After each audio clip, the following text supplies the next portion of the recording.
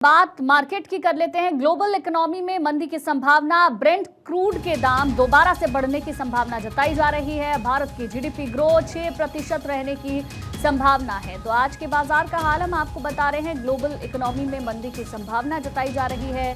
Brent crude के दाम दोबारा से बढ़ने वाले हैं, जिसकी पॉसिबिलिटी बताई जा रही है। भारत की जीडीपी ग्रोथ 6% रहने की संभावना है, यानी कि आने वाले दिनों में महंगाई का असर और ज्यादा देखने को मिल सकता है। बहरहाल अपडेट यही, ग्लोबल इकोनॉमी में मंदी रह सकती है। आकाश जिंदल मार्केट एक्सपर्ट हैं, हमारे साथ जुड़ गए हैं। सर, क्या लग रहा है ग्लोबल इकोनॉमी में मंदी की संभावना को लेकर, और जीडीपी ग्रोथ की बात भी सामने आ रही है, 6% रह जाएगी, क्या कहते हैं आपके प्रेडिक्शंस?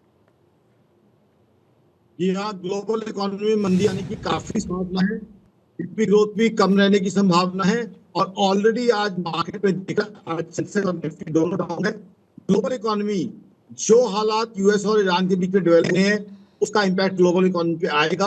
ब्रेंट क्रूड भी और बढ़ने की संभावना है। साथ ही साथ बहुत से कंट्रीज जो वल्नरेबल हैं, जैसे रशिया हुआ, तो यूक्रेन हुआ, खुद यूएस, वहां डेफिसिट बहुत हाई होने की संभावना है। यूरोप में काफी कंट्रीज हैं जिनकी जीडीपी नेगेटिव में जाने की संभावना है। पाकिस्तान का फॉरेक्स क्राइसिस इंटेंसिफाई होने की संभावना है। जापान की देखें तो करेंसी में वॉलेटिलिटी बढ़ने की संभावना है।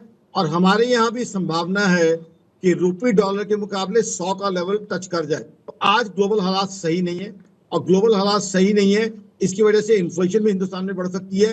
इन्फ्लेशन हिंदुस्तान में बढ़ के 5 से 5.5% हो सकती है। और हो सकता है आरबीआई को यहाँ पे rate of interest 25 basis point बढ़ाना पड़े। तो ओवरऑल ग्लूमी समय है, बट कहीं ना कहीं तारीफ करूंगा नरेंद्र मोदी सरकार की कि हिंदुस्तान की इकोनॉमी को इतने बढ़िया तरीके से मैनेज किया हुआ है कि आज भी हम दुनिया की बड़ी इकोनॉमी में से फास्टेस्ट ग्रोइंग इकोनॉमी है। अब कंपेयर कीजिए हमें कनाडा के साथ।